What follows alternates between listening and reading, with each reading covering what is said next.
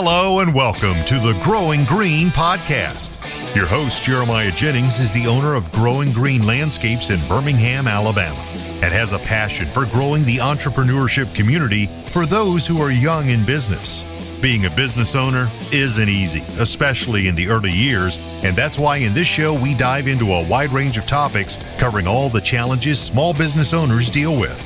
Even if your company is generating $1 million or more, the stories from our great guest and Jeremiah's own firsthand experiences will propel your business forward.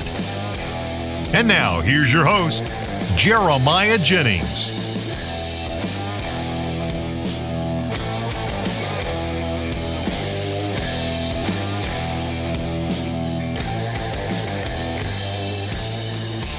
What's going on, everybody? Thank you so much for tuning in to episode today here on the Growing Green podcast. This is your host, Jeremiah Jennings, and I am super pumped to come to you today with another fresh new episode for you.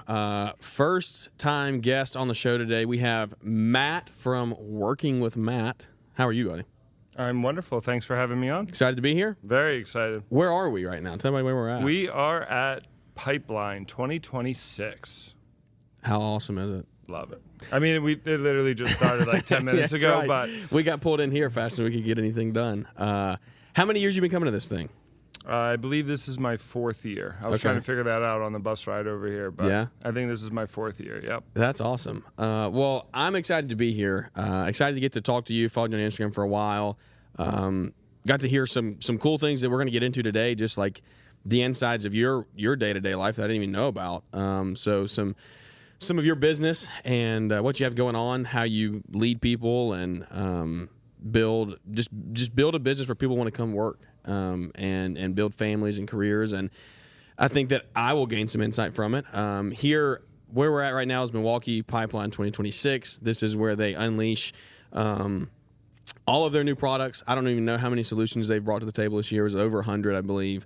It's definitely over 90. I know that. Yeah, it was right. It's a lot. It's a lot. It's a lot, and so I'm pumped to be here. Pumped to see that. We're going to talk a lot of OPE stuff today. I definitely want to talk some construction stuff with you, some hardscape, and how you do that and utilize it in your business. We personally, if you haven't listened to the show for a while, we have been running full Milwaukee battery powered setup for all of our handheld stuff on our mow crew this year, and that's been fantastic. It's been a breath of fresh air to not have to go to the gas station every day and fill up and deal with the mess and dirt and grime and all that's in the truck from that stuff, some 2 cycles and oils and all that. So I'm excited to dive into that. But, man, I guess just tell me a little bit about yourself, like whatever you want to say, not say, you make that decision for yourself. But tell me who you are and, like, what you're doing with your social media channel, what you're doing with your business, what that setup looks like, and how we can, really I just want to go into that some more and talk some Milwaukee stuff, yes, but also, like, some leadership. Like, you have a lot of guys that report to you and a lot of people that are relying on you. And so I want to hear that from like a high level as well, how you lead people day in and day out. All right. Well, that's a lot to unravel. So we'll start at the bottom and work our way up. So basically, when I was in high school, I was mowing like neighbors' lawns or whatever. And then I have ADD and all the other things. So I knew school wasn't for me. So I was like, I want to try to learn as much as I possibly can about everything non-office related. And so we started mowing grass, kind of got a little bit bigger, brought in another crew that started doing landscaping. And then we kind of just took off from there. And then so we just basically mulched and cut grass. And then customers kept asking for like drainage or sprinklers. So then we kind of got into that. My uncle owns a company up in Boston. So I went up there for a couple times to kind of do training under him to learn the ins and outs. And then fast forward after that, we got into the hardscaping, the patios, which is what I'm really passionate about, not knocking anything to do with landscaping or mowing, but I consider that mindless work. It's repetitive, it's monotonous. It's like for someone who I always need something new. I need a new adventure, a new challenge, and mowing just wasn't it. We still currently mow. I just personally do not mow. I love the hardscaping, and then basically taking like a blank canvas and turning it into a finished product from start to finish is just really rewarding. And patios don't die. Exactly. This is true. So that work is always there. there's a whole debate about project-based work and obviously mowing, and I'm on the mowing side. I think having the continuous, basically for the most part, knowing you're going to have, at least in our area, like 38 to 40 weeks of nonstop work. When you kind of focus exclusively on project-based work, it's not always there, or there's permit issues, or there's whatever delays and weather, this, that, the other. So to have a guaranteed stream of income is always nice. And then fast forward to 2020, obviously the world shut down and everybody was home. So we got into kind of a different branch, a construction division, which is kind of a funny story because it segues into the social media side of things, where we did not, I mean, I had like a couple drills and saws. I mean, nothing crazy, probably just what every landscaper has. So I went and bought a trailer, but I have OCD, so then I custom fitted out basically the entire thing, and then went into Home Depot and bought like, I don't even know, a lot of tens of thousands of dollars worth of tools, all Milwaukee, because I wanted to be on one platform that you take out of one tool and you can put the battery in another. Yeah. So that worked out really well, and that's kind of what launched my social media presence, because when I started posting on social media, it was essentially just time-lapse of our jobs to promote our new venture in the construction and the decks and patios and pergolas and that kind of stuff. But then there was this whole world of fanboys and tools and yellow versus or mustard versus ketchup and stuff I didn't really know about. And then eventually at some point, I think I was at World of Concrete, I got on Milwaukee's radar, and that was, I guess, 4 years ago, and been coming to this ever since. Yeah, that's fantastic, man. So you went all in on one platform early in that construction division portion, right? Correct. What was what kind of experiences had you taken from different times in business, different eras of as you've grown, right? That the maintenance into the irrigation, into the design build, doing those things. What did you take learning curves from those that you learned from maybe having different brands of gas powered stuff or whatever? And you said, no, this.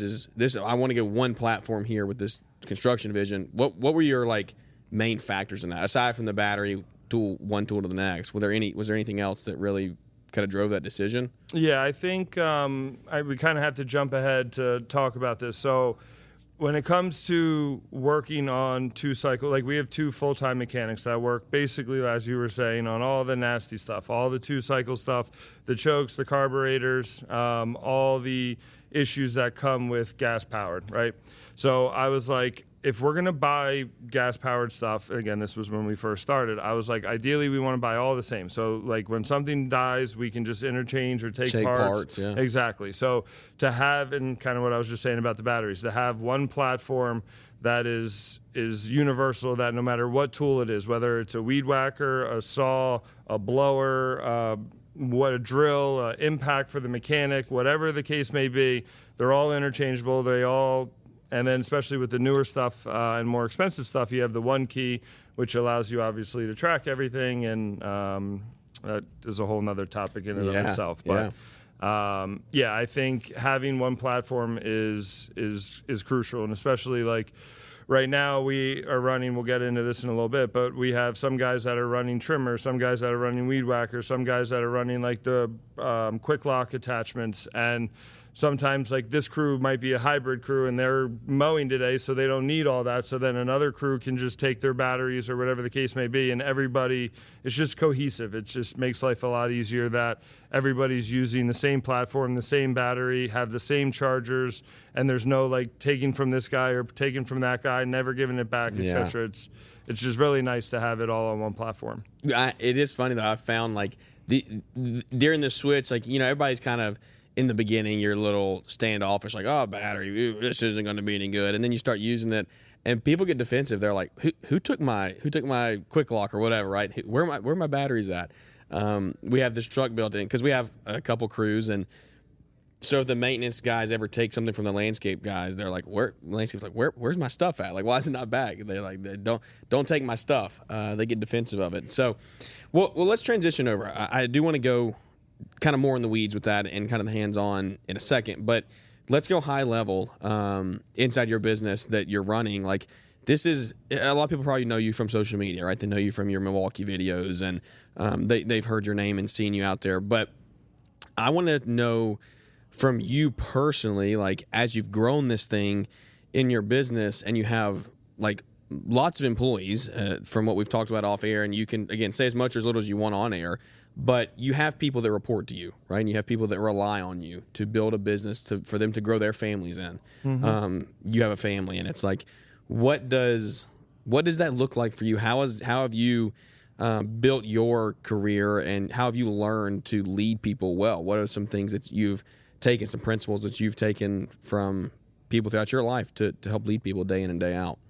Well, how much time do we have? Yeah, exactly. Yeah, that's kind of deep. I mean, I could just kind of touch on the surface. Just high level. So I grew up in like a military style family. My whole family served. I did not go that route, but so everything. One thing that my father and my grandfather instilled in me was like, they always told me stories from past wars where like leaders were in the front leading the charge, like they weren't in the rear with the gears, they call it. And that's one thing that has hurt me and helped me, I think, because like we were talking off air that I essentially started my company so I did not have to work an office job. And I think there's some reels or posts or whatever that basically say like, yeah, I didn't want to work a 40-hour day, so I work an 80-hour week instead of a 40-hour week or whatever. And it's so true because we do put ungodly amount of hours in. With that said, you also can't run a business and work a business simultaneously. And that is, to this day, the hardest part for me, because I don't want to be in an office. I don't want to be driving around in my truck. I want to be in the field with the guys getting dirty, which is counterproductive on the business side of things. So that's that aspect, it hurts me. But on the guy side is a lot of guys. We have a lot of Hispanic and Spanish guys, and one thing with them is there's a difference between being a boss and being a leader, as you were saying. Like Correct. any boss can cut a paycheck every Friday, hand it to them, tell them like go do this or go do that. But I think there have been times that we're like 30 minutes away from finishing a job. And if we don't finish that job, then we got to do it the next day. And then that job that we had scheduled for the next day, it snowballs and just gets worse and worse. So when the guys see me standing by them, working by them, getting dirty with them, doing things that they would do or doing things that they don't even want to do that I'm doing, I think that over the years has gained a lot of respect. And they would probably do things and help me out or whatever the case may be to finish that job or go that extra mile or do whatever the case may be, because I've earned that respect to be working with them side by side, opposed to just showing up in my $100,000 lifted truck, whatever, with wrap all around it saying, hey guys, do this, do that, and then leave. And again, I love getting dirty. I love being hands-on. I love using the tools. But again, you can only do that, especially at our size, you can only do that for so long until this starts, the office work, the estimates, the getting back to customers, the customer service starts dropping because obviously you're spending all your time doing this. So I think gaining the guys' respect is first and foremost the most important, because again, an employee that's happy will work harder for you, will do more for you. And I think ultimately building that community is extremely important. Nobody wants to go to a job and be miserable all day or get yelled at all day or work with a bunch of guys they don't want to work with all day. We try to make it as enjoyable as possible. Yeah, one of my mentors, Mark Bradley, who built the software that we use and it built an amazing landscape business in Canada, and then sold it, and now just pours into our industry like crazy. He has a quote, and it's transformational for me. Like, everyone is an entrepreneur. Everyone gets up and goes to work for themselves every single day, and they may do it inside of a company, but they're doing it for themselves and their family, right? They're going to provide for their family. So it's inside of your organization, but they're doing it for their family every day, right? And for themselves. And so that is one of the things that I take, and I'm like, as I build an organization, I want to build something that people want to come to every day. They want to get up and go provide, because again, that's what drives them. Like the more value that they feel, the more just, I think that, like you're saying, you pour into them as a leader and say like, hey, I do care about you. I don't want to just write you a check and say, go do this and be done. I think that they feel that value, and people are like, people have emotions in a world of AI, where AI is coming in like full force and taking jobs. And I think that people still need that human to human interaction. And I think that as a leader, that is what's required. Oh, absolutely. And I think just to touch on this one more time, that I think something else that, because I've been doing this since basically, next year will be 20 years, that things have changed, right? The world has changed, the economy has changed, people's demands have changed, people's expectations have changed. So what I mean by that is I call it the Amazon era. Like when I first started, essentially I almost exclusively dealt with the husband. He would come out, tell me what he wanted, whatever, and we would just do it. Nowadays, things have shifted with technology. Totally different, yeah. And it is night and day. Like, we are weeks or months booked out. We always send out a letter, like in February, like, hey, make sure you get on the list for the spring cleanup, this, that, the other. And I think customers, everybody has so much going on. A lot of people are working extra jobs or getting extra shifts or trying to make extra money, and I get that, and things get overlooked. But, like, you can't call me on Wednesday and be like, hey, little Timmy has a birthday party on Saturday, and I can get it done for you. Sometimes we can kind of squeeze it in, but then they're like, oh, we've been a customer for 10 years, blah, blah, blah, blah. And it's like, so is 100 other people that are unfortunately in front of you. And I think technology is good to a certain extent, but also, like, everyone just clicks a button on Amazon and it shows up the next day. The blue collar industry is not like that. And I think something else that has shifted in regards to employees is, like, I call it Americanized, but like when I first started, I had to force the guys to take breaks. Like, literally, they wouldn't stop. And I'm like, guys, we'll go to Wawa's, like a convenience store that sells like Gatorades and stuff. I'm like, we'll go to Wawa, we'll get a drink, we'll go sit under the tree or the air conditioning and just, like, cool off for a little bit.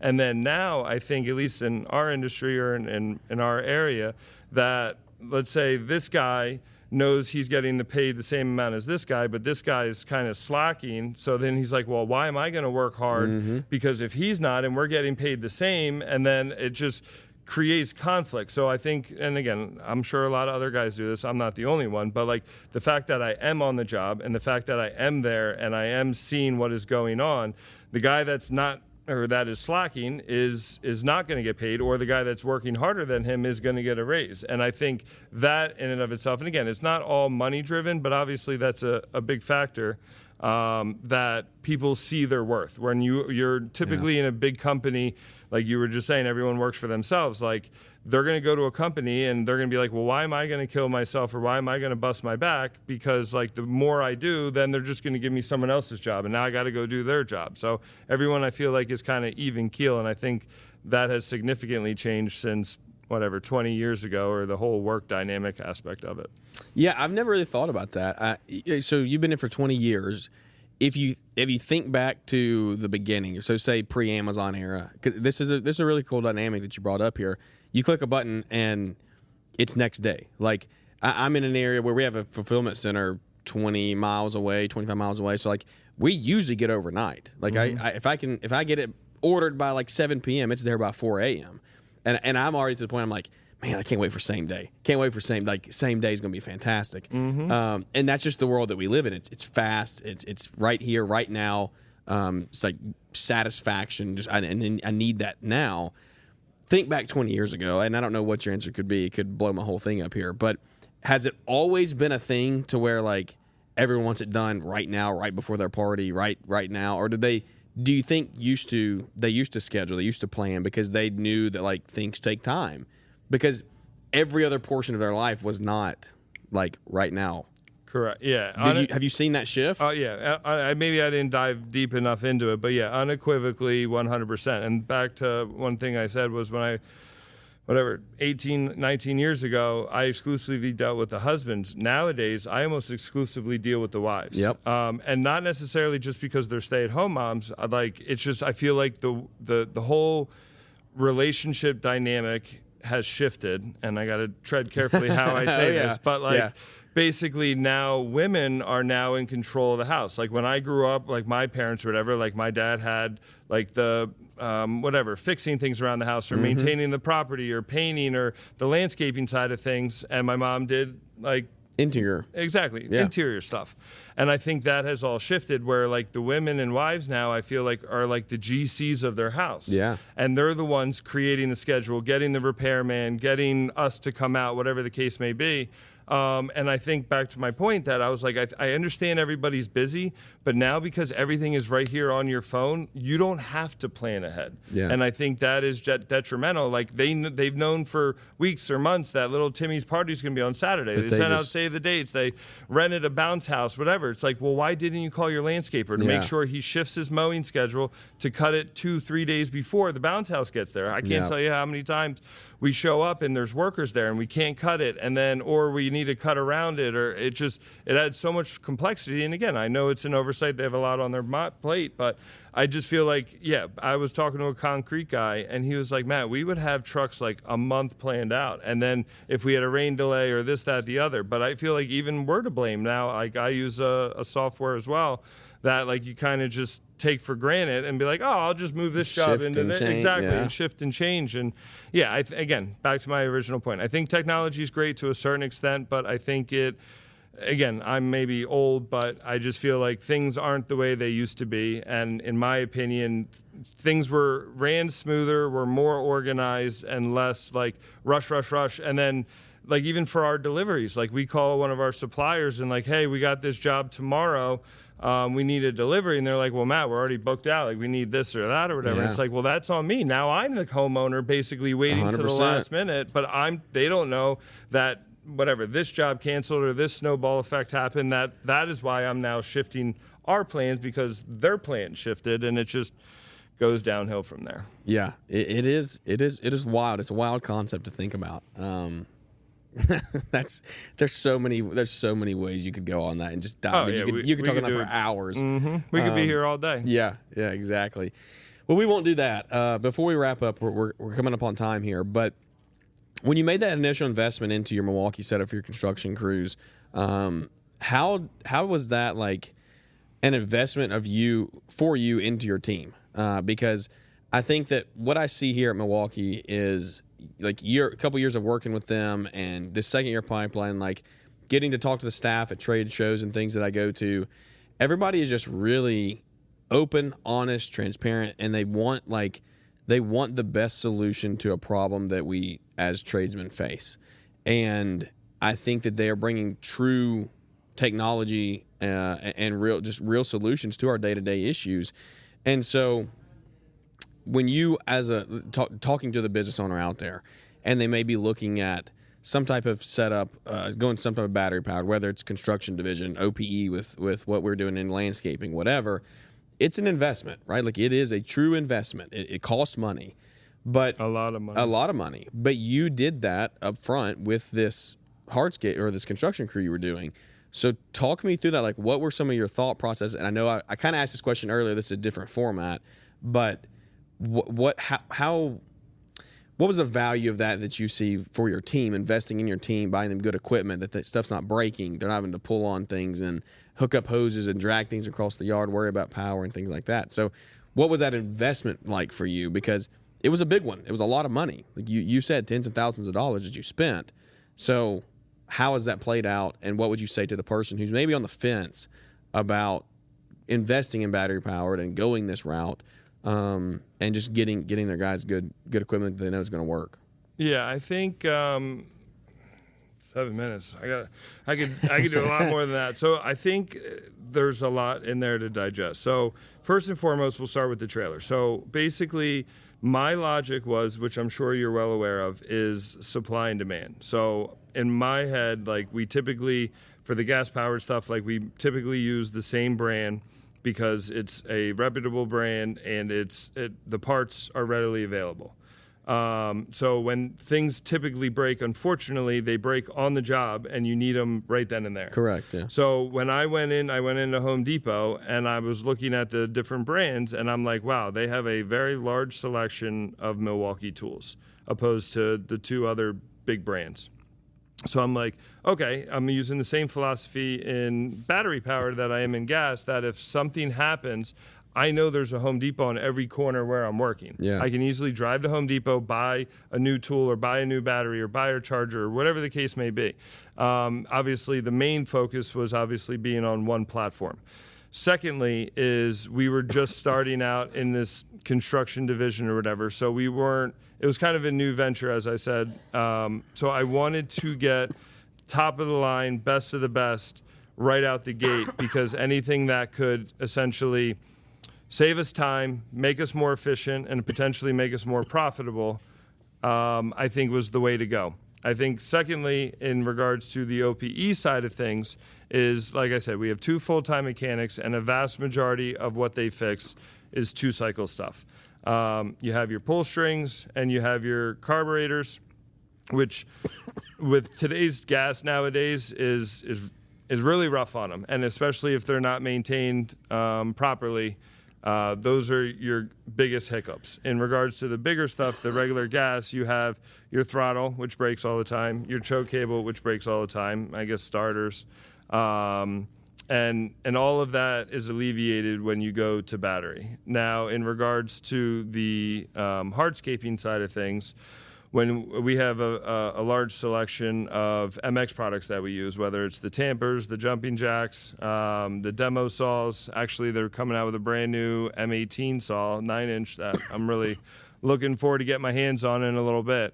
But those are the type of tools that, unless you're running a full-time hardscaping crew, which we're not, they do like 1 or 2 jobs a month, those saws and equipment sit. And whenever something gas-powered sits, that's never good for anybody.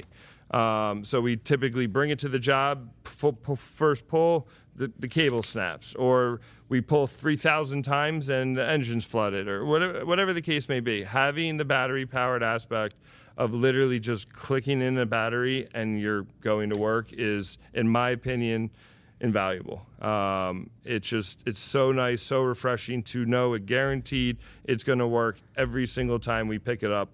There's little to no maintenance on it. It's, in my opinion, for the small stuff, it's a no-brainer. That's been one of the best things that, my goodness, I got choked up there. Kudos to you for making it through that, right? I've done 700 plus podcasts. I've never gotten choked up like I am right now on a show. You kept focused very well through that, but that has been one of the best parts of doing it in our mowing setup is, dude, just the press a button and go, no pulling on it, nothing like that. I can't make it. I can't make it. I'll take over. So in regards to that, yeah, we just started implementing the OPE aspect in our mowing and trimming crews. And literally when we first did it, the guys laughed at me.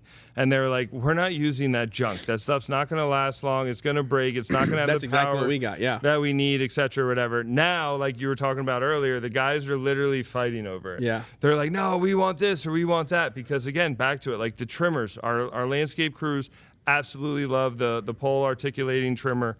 The handheld trimmers with the adjustable handles, because we use a 2-cycle one that doesn't have that. So like when you're going up a bush, like your hands are all awkward. Yeah, your back is exactly. You're all contorted, cockeyed and contorted. Exactly, great word. And with the new OPE coming out from Milwaukee, you don't need that. And then fortunately they have like the roll-on or whatever power supply that the guys can charge batteries in.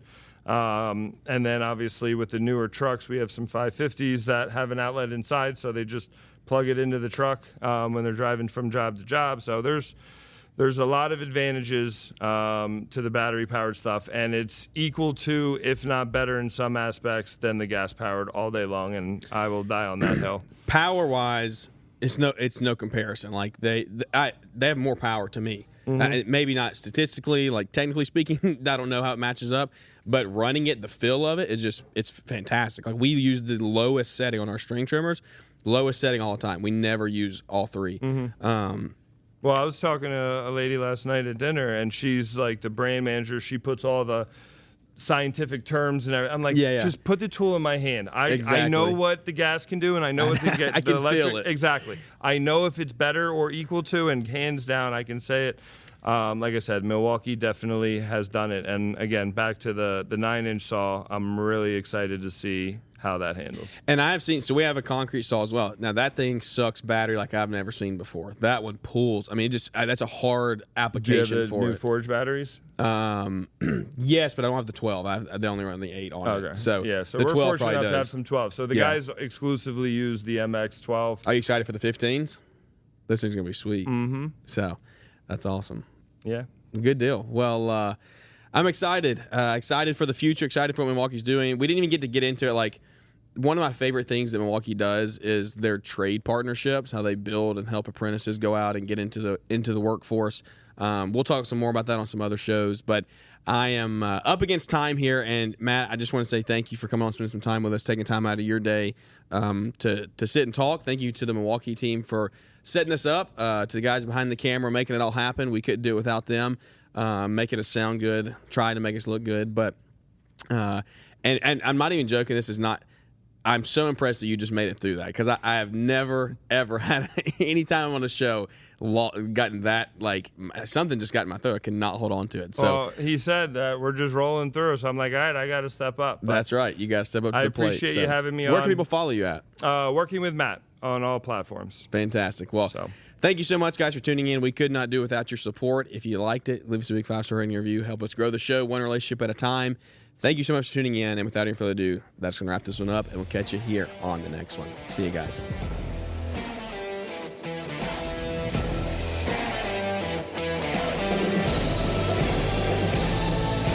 Thanks for tuning in to the Growing Green podcast. It is an honor to have you listening, and we hope you receive valuable advice to help take your business to the next level. Don't forget to follow the podcast so you'll be notified when our next episode drops.